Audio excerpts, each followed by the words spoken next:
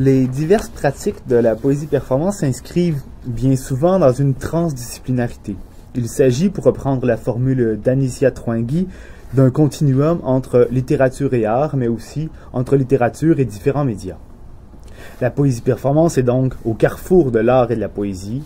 Elle amalgame la lecture publique, la poésie sonore, la poésie action, l'art performance, la poésie conceptuelle, l'art conceptuel, le spoken word, l'art processuel ou process art, l'art audio, le happening, etc. Si les techniques de l'enregistrement et de la reproduction du son ont permis un développement important de la poésie sonore à partir des années 50, ce qui marquait indéniablement un point crucial dans l'histoire de la poésie performance, il serait aussi pertinent de se demander quelle est l'influence des autres médias sur ce champ artistique. En ce sens, il s'agira de voir différentes postures possibles pour les poètes performeurs. Certains exemples pertinents à cet égard, notamment Charles Penquin, Anne-James Chatton et Sylvain Courtoux, permettront de réfléchir à la fois à la critique des médias dans la poésie performance, aux usages des nouveaux médias par les poètes performeurs, plus globalement à l'influence des médias sur la poésie performance, mais aussi aux particularités esthétiques de ces pratiques en regard d'une diversité des dispositifs médiatiques. Les outils numériques et les pratiques ou tendances qui ont émergé ou se sont modifiés grâce à ceux-ci, que ce soit l'échantillonnage, le cut-up, l'autoproduction, les flux d'informations et la saturation sémiotique, sont évidemment au cœur de cette réflexion qui n'est pour l'instant qu'à l'état embryonnaire. Le changement de paradigme qui apparaît lorsqu'on passe de la forme fixe du poème écrit à l'éphémérité de la performance, à la forme changeante d'une poésie du processus, devra bien évidemment être réfléchi. De plus, les notions de poésie ready-made et de post-poésie permettront d'élargir le point de vue porté sur ce qu'on pourrait appeler la poésie autre, pour reprendre le thème de la revue d'un numéro spécial de la revue Inter. Tout d'abord, il faut se rappeler que l'expression poésie-action inventée par Bernard Heidsieck en 1962 arrive quasiment au même moment que l'apparition du livre Understanding Media, The Extensions of Man en 1964 de Marshall McLuhan. Il me semble important de souligner que l'origine de la poésie-action et de la poésie sonore s'inscrit dans le contexte du développement du magnétophone qui permet l'enregistrement et la diffusion sonore.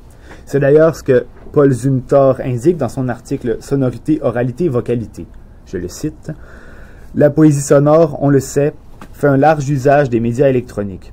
Plus encore, nos médias permettent la réalisation d'un désir que la voix porte en elle depuis toujours. Le désir de se fixer, sans cesser d'être elle-même, de subsister en échappant à la dénaturation que lui inflige l'écriture, de vaincre par là le temps fugitif et de durer dans l'espace qu'elle a rempli.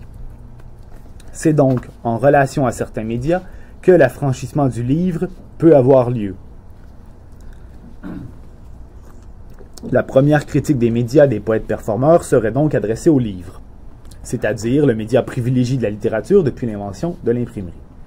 En souhaitant incarner la poésie, la faire vivre hors du livre, on a donc engendré une nouvelle problématique: comment diffuser l'œuvre de poésie performance au-delà de l'événement? L'usage de différents médias sera donc envisagé, en particulier ceux qu'on peut associer à l'audiovisuel, ce qui ne veut pas dire que la critique des médias ne continuera pas d'exister au sein même des œuvres de poésie performance. Par exemple, l'œuvre intitulée « La télévision » de Charles Penquin se retrouve dans une revue audio sous forme de disque, ce qui suppose l'usage d'un média de diffusion à plus grande échelle que la performance en direct devant public. Or, le propos de ce poème sonore est très clairement une critique de la télévision. Les premiers mots que dit Penquin sont, et je cite, « La télé est mon trou du cul, il pense, vous vous pensez dedans, dehors, vous voyez la télé dans votre trou du cul. » Fin de la citation. Tout au long du poème, en 3 parties, le rapprochement entre la télévision et le trou constitue une sorte d'allégorie, comme si l'un et l'autre pouvaient s'équivaloir. La télévision semble déterminer l'être et déterminer la mort. Dans la seconde partie, la parole s'accélère et le poète dit, je cite, « La télé découpe, la télé déborde le trou de nos découpes, elle découpe, la télé est une fausse sceptique, la télé est une fausse commune. » Constamment, le poème évoque des oppositions. Entrer ou sortir, vivre ou mourir, la parole ou le silence, la naissance ou la mort, etc. Si le poème sonore de Penquin semble donner une idée simpliste de la télévision, il offre aussi, par les nombreux déplacements sémantiques, des perspectives décalées et inattendues. Bien que certains performeurs utilisent l'enregistrement pour dépasser la capacité physiologique de la parole, Penkin, au contraire, construit ici sa performance en 3 parties, en suivant le souffle que son corps arrive à suivre. Le poème sonore télévision respecte donc les paramètres de la performance vocale naturelle, plutôt que de jouer avec les potentialités du média qu'est la revue sonore. Il n'y a pas de montage, pas de superposition, ni d'effet. On pourrait même dire que c'est une œuvre qui repose sur le média de la performance ou de la parole, bien davantage que sur le média du disque audio. Dans son poème Performance Newspaper, Anne James Chatton excusez. Dans le poème Performance Newspaper d'Anne James Chatton, c'est plutôt le journalisme, et plus spécifiquement le journal, dont il est question. C'est d'ailleurs sur un album intitulé Le Journaliste, réalisé en duo avec le guitariste Andy Moore, que se retrouve cette pièce. La Performance Newspaper, donc en version live, se construit à partir de la lecture des titres dans le journal. À chaque fois, le poète-performeur utilise le journal du jour qui change selon le pays où se déroule la performance. On pourrait qualifier ce texte poétique de poésie ready-made, comme le propose Gaëlle Théval dans sa thèse « Poésie ready-made 20e-21e siècle », dans laquelle elle explique comment le principe du ready-made de Marcel Duchamp permet d'aborder les pratiques de la poésie contemporaine qui utilisent du texte trouvé sans pour autant relever du plagiat ou du collage. Chatton, dans sa performance, fait la lecture des titres de journaux. Puis il enregistre ceux-ci et les fait rejouer en boucle avec un échantillonneur. Peu à peu, la matière sonore s'accumule et il continue sa lecture des titres par-dessus la diffusion des boucles déjà enregistrées. Le mélange des différents titres rend de plus en plus confus le propos et fait s'entrechoquer des nouvelles qui n'ont a priori rien en commun. Les mots deviennent une simple matière à la limite du bruit. L'usage de l'échantillonneur permet de créer une esthétique du cycle et de l'accumulation, voire de l'excès. Ce débordement d'informations rappelle celui du journalisme contemporain, qui s'inscrit dans une esthétique du flux, des chaînes de nouvelles en continu, des journaux en ligne et du désir d'informer en permanence. Plus tard dans la performance, Anne James Chatton se lève et prend une pile de bouts de papier sur lesquels sont écrits des textes. Il jette ces papiers par terre et les ramasse aléatoirement pour les lire ou les crier dans un mégaphone. La superposition des boucles de voix enregistrées, de la guitare d'Andy Moore et du mégaphone rend la compréhension des textes lus dans le mégaphone quasiment impossible. Si nous ne savons pas l'origine des textes qui sont sur les bouts de papier, à savoir si ce sont des textes ready-made ou écrits par Chatton lui-même, en revanche, la lecture de ceux-ci est clairement aléatoire et la difficulté que nous avons à entendre les mots rend de toute façon plutôt accessoire le contenu sémantique de ces textes. Il s'agit, à partir d'un certain moment dans la performance, d'une sémiotique du bruit, plus que d'une sémiotique linguistique. La saturation de la guitare et celle de la voix sont des signes qui deviennent plus importants que les signes linguistiques. Si la critique de la télévision chez Penkin est un peu plus claire, la critique du journal et du journalisme chez Chatton n'est pas aussi frontale. C'est peut-être plus la forme que le fond qui permet d'y voir une certaine critique. Les titres du journal constituant le texte du poème n'indiquent pas de posture critique, mais l'excès d'information et l'excès de parole montrent bien la vacuité possible des médias d'information. En montrant cette surabondance d'informations, le performeur rend plus évident le brouhaha médiatique et la lassitude, voire le désintérêt que cela peut engendrer pour les destinataires. Le paradigme du flux, inhérent aux médias de l'information actuelle, constitue très certainement un enjeu fondamental de cette œuvre d'Anne James Chatton. Chaque image fait appel à d'autres images, produisant un enchaînement incoactif de perceptions, écrit Grigory Chatonsky pour illustrer ce phénomène de flux permanent. Par ailleurs, on peut aisément constater que la poésie sonore représente une part très restreinte et peu connue de la création artistique contemporaine. En revanche, les médias de masse comme la presse écrite, la télé et la radio constituent des réseaux à la fois importants et influents. En traitant de la question des actualités dans sa pièce Newspaper, Chatton vient mettre en évidence la distinction entre la culture populaire et la culture savante, ainsi que celle entre la culture de masse et la culture de niche. En effet, en s'inspirant du concept économique du marché de niche, c'est-à-dire un petit segment de marché, On peut voir la pratique de Chaton, mais ce serait vrai de l'ensemble des poètes performeurs, comme un marché de niche, comme un champ culturel restreint, par opposition à la culture de masse. Il est donc important de se rappeler McLuhan. Le médium de la poésie performance est déjà un message qui n'est évidemment pas le même que celui des grands médias. La définition du dictionnaire Larousse précise d'ailleurs l'incompatibilité de la niche avec les grandes entreprises, ce qui, bien entendu, inclut les grands médias. Je cite l'extrait de la définition du Larousse. La niche est souvent délaissée par les grandes entreprises pour des raisons de rentabilité, car ce micro-marché a un potentiel faible de clientèle. La question n'est donc pas tant d'envisager la pratique de Chaton ou des poètes performeurs dans la perspective du marché économique, mais de mettre en évidence la distinction fondamentale qu'il y a entre ces pratiques artistiques et le fondement même des médias de masse. Ainsi, Chaton n'a pas besoin de s'opposer littéralement aux médias, puisque sa pratique en soi relève d'une toute autre modalité. L'apparition de l'Internet a changé énormément le paysage médiatique. En effet, avec le web, le même média permet autant une diffusion de masse qu'une diffusion de niche. Qui plus est, la facilité d'accès des plateformes d'autodiffusion permet aux poètes performeurs de diffuser leur travail autrement que par la performance elle-même. En ce sens, Charles Penquin est un cas exemplaire. Il multiplie les diverses lectures enregistrées, les textes et les images de ses performances via l'Internet. Entre autres, son poème sonore à la télévision, dont il a été question précédemment, a été repris sous une nouvelle forme. Il s'agit d'une vidéo reprenant la première des trois parties de son poème.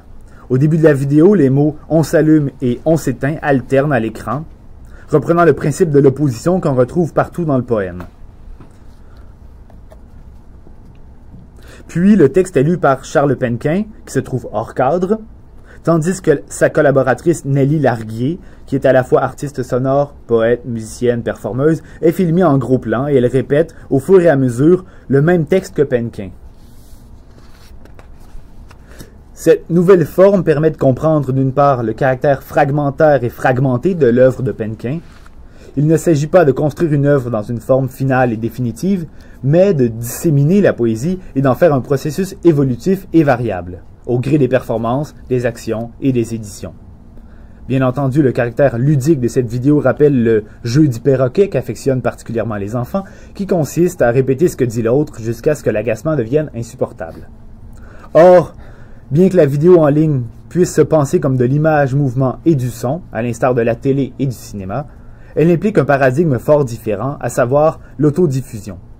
En somme, la critique de la télévision n'a donc rien de contradictoire avec l'usage de la vidéo en ligne.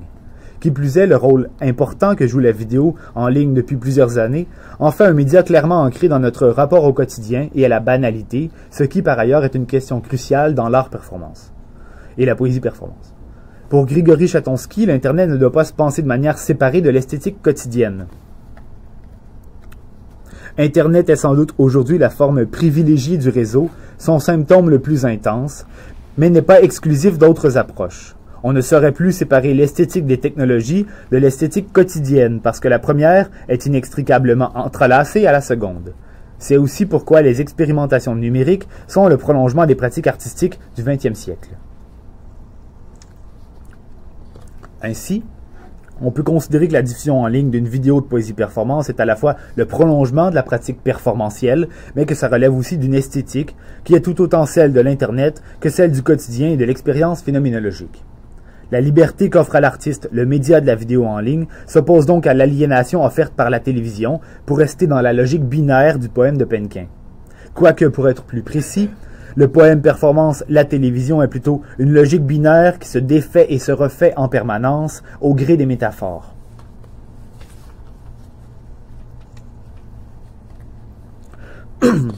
Chez Sylvain Courtoux, l'usage de la vidéo en ligne relève beaucoup plus d'une imitation des pratiques des amateurs que permettent les plateformes de diffusion comme YouTube. En lien avec son album concept « Vie et mort d'un poète de merde », qui a aussi donné lieu à une performance du même titre, Courtoux a produit des vidéos où la qualité du son n'est pas très bonne, et tous les tics et les défauts des musiciens amateurs sont mis en évidence. En quelque sorte, ces vidéos peuvent tout à fait passer pour des vidéos de musiciens amateurs, pour quiconque ne connaît pas Courtoux comme écrivain et comme performeur. Que ce soit dans les vidéos « La poésie est ma petite amie » ou dans « Schizo Boy », qui sont directement liés au projet Vie et mort d'un poète de merde, ou que ce soit dans les autres vidéos de Courtoux & Friends, qui chantent des reprises, la particularité de ces vidéos est d'être à la fois une extension du projet d'album et de performance, tout en étant les objets autonomes qui se noient dans le flux des vidéos sur l'Internet. Elles se fondent pratiquement dans le paysage de la vidéo en ligne. De manière contradictoire, le média qui permet à ces vidéos d'exister dans l'espace public est aussi ce qui permet au projet artistique de disparaître, d'être invisible, puisque l'interprétant ou la clé interprétative nécessaire pour comprendre qu'il s'agit d'une performance détournant ou caricaturant la vidéo populaire n'est pas donnée clairement. Autrement dit, le fait que ces vidéos soient sur YouTube et non dans une galerie d'art ou dans un événement de performance fait en sorte qu'elles semblent n'être que les vidéos autoproduites d'un musicien, disons, pas très professionnel. En plus des vidéos où l'on voit Courtoux en train de jouer de la musique et de chanter, on peut aussi voir une version vidéoclip de la pièce La poésie est ma petite amie, réalisée par Philippe Boinard, qui est lui aussi un écrivain et un performeur, mais aussi un artiste plasticien qui collabore régulièrement avec différents artistes sur des projets multimédia et interdisciplinaires. Cette version vidéoclip réitère de façon évidente l'aspect amateur, autant dans la musique que dans l'image vidéo, et les effets graphiques. Le poète de merde, pourrait-on dire, sait s'entourer d'artisans du même calibre que lui. J'ai passé du temps à écrire ces conneries, le soir dans mon lit, à faire de la poésie. Ça passait le temps, mais je ne sais pas pourquoi. Les textes envoyés, ça ne marchait pas. Devenir poète, être Gallimard, quelqu'un d'un rêve chouette, mais y en a qui se marrent. J'aurais voulu être un putain de poète, non subventionné, mais surtout publié, car la poésie... Par contre, les vidéos qui documentent la performance Vie et mort d'un poète de merde ayant eu lieu au Palais de Tokyo à Paris ont un tout autre statut. Certes, elles mettent aussi en scène l'amateurisme et le désespoir du personnage de poète de merde, mais l'amateurisme réside plus dans ce qui est donné à voir et à entendre que dans la mise en scène bancale d'une vidéo faite à la maison. On voit bien dans cette série de vidéos qu'il s'agit d'une captation d'une performance ou d'un spectacle, et il est clairement indiqué que l'événement a eu lieu au Palais de Tokyo. En ce sens, il est un peu plus facile de comprendre qu'il s'agit d'une performance dans un musée d'art contemporain. Par contre, ces vidéos sont aussi présentes sur YouTube, exacerbant la nature même du média. L'Internet permet de faire cohabiter l'autodiffusion et la diffusion professionnelle, les wannabe artists, tout autant que les artistes reconnus. La plateforme de vidéo en ligne, où tout se retrouve au même niveau, devient un symbole de la condition postmoderne qui est à l'œuvre avec l'Internet. Il s'agit donc d'un lieu propice à l'indifférenciation généralisée. Tout récemment, Charles Penquin a débuté une nouvelle série de vidéos pour la revue en ligne Tapin au carré qui s'intitule « Les tutos poèmes ». Il s'agit d'une référence aux nombreux vidéos tutoriels qu'on retrouve sur la toile. La description du projet est relativement simple. Sur cette page, Charles Penquin proposera régulièrement à Tapin au carré de nouveaux tutos poèmes nous initiant à la poésie par des activités simples et variées, réalisables à la maison avec un minimum de matériel. Le mot poésie doit évidemment s'entendre dans son sens élargi, c'est-à-dire incluant la poésie sonore, la poésie action et la performance. Cette série de vidéos permet aux poètes performeurs à la fois de détourner l'idée du tutoriel, mais aussi d'élaborer des vidéos de poésie qui peuvent autant se penser comme des performances en soi, ou bien comme une méta-performance. En effet, dans le premier tuto-poème, qui reprend de manière très mimétique l'idée du tutoriel, Penquin nous explique comment faire le poème sonore qu'il finit par faire dans la même vidéo. En ce sens, la performance existe parce qu'il y a la vidéo en ligne, le contexte d'énonciation donne à la vidéo le caractère de performance. L'idée du document photographique envisagé comme performance est au cœur de la réflexion de Philip Oostlander. Il évoque d'ailleurs l'idée de performed photography, une performance photographique qui se présente au public par l'image et non par l'événement de la performance en action. On pourrait donc dire dans cette perspective que le tuto poème numéro 1 de Penquin, intitulé Le poème sonore, relève de la performed vidéo, que c'est une performance vidéographique. D'autre part, on pourrait aussi voir dans ce premier tuto-poème une certaine parenté avec la performance musicale Waterwalk que John Cage a réalisée à l'émission de télévision I've Got a Secret sur les ondes de CBS en 1960. Contrairement à Cage, qui présentait de la musique d'avant-garde dans un contexte de télévision populaire, ce qui amena, comme on le sait, le public à rire de l'usage qu'il faisait d'objets courants pour faire de la musique, La vidéo de Penkin s'inscrit au contraire dans le contexte spécialisé d'une revue numérique de poésie et de performance. Dans le cas de Cage, l'effet comique est surtout dû au décalage entre la musique d'avant-garde et le public de la télévision populaire, tandis que l'effet comique, absurde et même ridicule chez Penkin est clairement assumé. Il est, disons, inhérent au projet de ce tuto-poème. Dans le cas de Cage, il s'agit d'un travail de composition complexe qui semble être une blague, tandis que Penkin est plus clairement dans la performance prenant la forme d'une blague, voire d'un pied de nez ou d'une moquerie. Son troisième tuto-poème s'intitule « Ça a déjà été fait ». Ça a déjà été fait, la perf embarquée. Contrairement au premier tuto-poème, il s'agit d'une performance devant public qui a été filmée.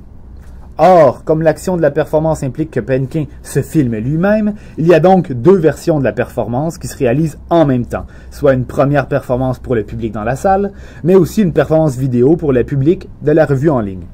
C'est ce qui explique l'expression « perf embarquée » du titre. Il s'agit d'une performance dans une performance.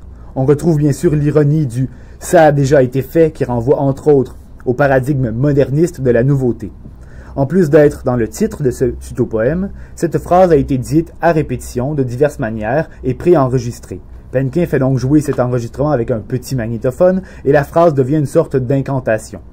Qui plus est, la répétition de cette locution « ça a déjà été fait » devient tautologique puisque « ça a déjà été fait » de dire « ça a déjà été fait ». La répétition se nomme elle-même en quelque sorte. Penkin tourne en rond autour des gens et sur lui-même en se filmant, puis commence à lire en même temps que le magnétophone continue de jouer la répétition du « ça a déjà été fait ». Puis, lorsque Penkin termine de dire son poème, qui constitue une sorte de réflexion critique sur le monde du spectacle et sur la notion de vérité, il recommence à tourner, répète lui aussi en direct « ça a déjà été fait », puis commence à parler de la possibilité que la situation dans laquelle il se trouve puisse avoir déjà existé, étant donné que, je cite, « tout a déjà été fait ».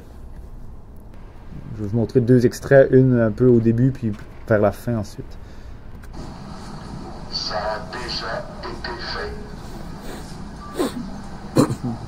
Ça a déjà été fait. Ça a déjà été fait. Le monde du spectacle. Le monde du spectacle, je n'aime pas ça. Je n'aime pas le monde du spectacle. C'est un monde. Tout un monde. Les gens se déplacent. Ils vont dans un lieu. D'un lieu à un autre. Ils gueulent. Ils n'en peuvent plus de gueuler, les gens. Ils veulent du spectacle. Encore du spectacle. Sinon, ça va gueuler. Ça gueulera. Même durant le spectacle, ça gueulera. Et ça fera aussi du spectacle. Les gens gueulent au spectacle. Ils veulent qu'on les rembourse pour aller à un autre spectacle. Un spectacle encore mieux. Où on pourra encore mieux gueuler. Et gueulent les gens. Ils veulent ce qui se fait mieux. Quoi de mieux que du spectacle? Qu'un autre spectacle encore mieux? Où ça rapportera, même un spectacle fait sur un rapport nul, même un rapport nul rapporte, même si c'est un rapport nul qu'on rapporte nullement, même si c'est un rapport nul, mal rapporté, même nul un spectacle nul qui parle d'un rapport nul, même ça au rapport, même ça rapporte au spectacle.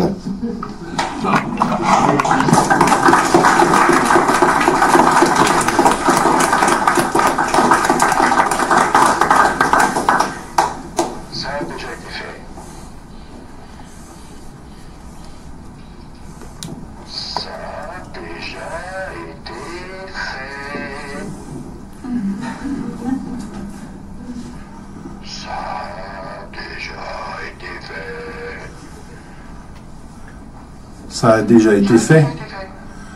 Ça a déjà été fait. Ça a déjà été fait.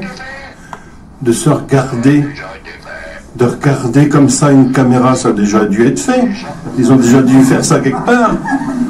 de parler et de tourner et de regarder à notre œil. Ça a déjà dû être fait, ça. Il y a déjà vu quelqu'un qui a dû faire ça quelque part. Il y a bien quelqu'un qui a fait ça quelque part. Il y a bien quelques personnes qui, en parlant, en se regardant, ont tourné comme ça. Ils tournent dans une pièce comme ça, tout autour des gens. Les gens ont déjà été faits, tout a déjà été fait, sûrement. Ça a déjà été fait, ce truc-là. Il y en a bien un qui a dû plancher là-dessus, mais plusieurs, ils ont déjà dû plancher à plusieurs, ils ont déjà dû faire ça. Combien de gens ont fait ça? Combien ils s'y sont mis pour avoir des sortes de diplômes comme ça? Il y en a bien qui ont dû avoir des diplômes là-dessus, quoi. Ils ont déjà dû réfléchir et bien penser la chose et puis tourner encore plus vite, encore plus fort comme ça. Ils ont bien dû le faire. Tout a été dit et fait. Sauf nous, on n'a pas encore été fait. On est en train de se faire. Il y a quelque chose qui est en train de se faire, là. Et puis c'est en train de naître. C'est en train de naître en ce moment. C'est en ce moment même que ça naît. C'est en train de se faire, mais ça a déjà été fait. Et alors, qu'est-ce que ça peut faire? Nous, on n'a pas été fait. On est en train de naître. On est en train de vivre là-dedans. C'est ça qui est en train de se faire. C'est en train de vivre à l'intérieur de ça. C'est là-dedans que ça tourne. Ça tourne à l'intérieur et c'est en train de se faire et c'est en train de se mettre.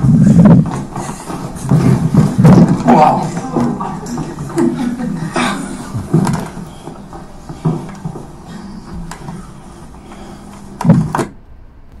En tenant compte des usages de divers médias par les poètes performeurs, il serait pertinent de s'interroger sur ce que Jean-Marie Glaise appelle la post-poésie. La post-poésie pour Glaise, c'est-à-dire un espace où nos productions ne relèvent plus des critères canoniques de la poéticité ou littérarité poétique. En ce sens, nos textes, nos pratiques sont sans doute des pratiques critiques ou résistantes, si l'on veut, dans le champ dit littéraire dominant. Très certainement, la poésie performance, que ce soit chez Penquin, chez Courtould ou chez Chaton, s'inscrit dans un dépassement de la littérarité poétique. Une vidéo de tuto poème n'a en effet rien à voir avec un livre, même si Penquin s'adonne à l'écriture de textes de façon assez similaire à la façon dont on pense le texte poétique au sens canonique, excluant bien sûr la rime et autres modalités anciennes. Si on se questionne strictement sur les textes de Penquin, ce n'est pas si loin de la poésie contemporaine livresque, ce qu'il fait aussi par ailleurs. Par contre, ce sont les modalités de l'action, de la performance et de la médiatisation par le disque, le DVD ou l'Internet qui en font quelque chose qu'on pourrait très bien considérer comme de la post-poésie. En revanche, l'écriture au sens canonique est à peu près absente de la démarche de Chaton, qui relève plutôt du texte ready-made. S'il y a inscription de sa pratique dans un champ canonique, ce serait plutôt celui de la poésie sonore qui, bien que plus marginale et plus récente que la poésie, commence tranquillement à avoir sa propre histoire. Enfin, Sylvain Courtould s'inscrit tout à fait en porte-à-faux par rapport à quelque canon que ce soit. Le caractère bancal et maladroit, inhérent à son esthétique performantielle, l'éloigne tout autant du canon musical que du canon poétique. S'il est admis que l'art performance permet d'utiliser tout type d'action, de parole ou de geste, le seul fait d'être dans un mimétisme du spectacle musical rend la performance de Courtould éminemment suspecte. On oscille donc entre la condamnation pour amateurisme flagrant ou le rejet sous prétexte que ce serait du grand n'importe quoi. En ce sens, l'usage des nouveaux médias que fait Courtould n'est pas du tout dans un champ de recherche entre l'art et la technologie, mais bien dans un usage du média accessible à tous comme modalité de l'amateurisme. Par ailleurs, l'usage simpliste et l'autodiffusion auquel adhère Courtould s'inscrivent dans une continuité du DIY, le do-it-yourself et le mouvement punk. En revanche, la pratique d'Anne James Chaton nécessite l'usage des technologies audio-numériques pour l'échantillonnage et le traitement du son. Lors de ses performances, il a recours à une console de mixage et utilise différents types de microphones. D'ailleurs, le travail de Chaton est diffusé à la fois sur des étiquettes de disques en musique électronique, mais aussi aux éditions Aldante qui diffusent principalement de la poésie et de la littérature expérimentale, ainsi que dans des contextes d'événements d'art, de poésie, de performance, de littérature, de théâtre, ce qui montre bien le caractère transdisciplinaire de sa pratique.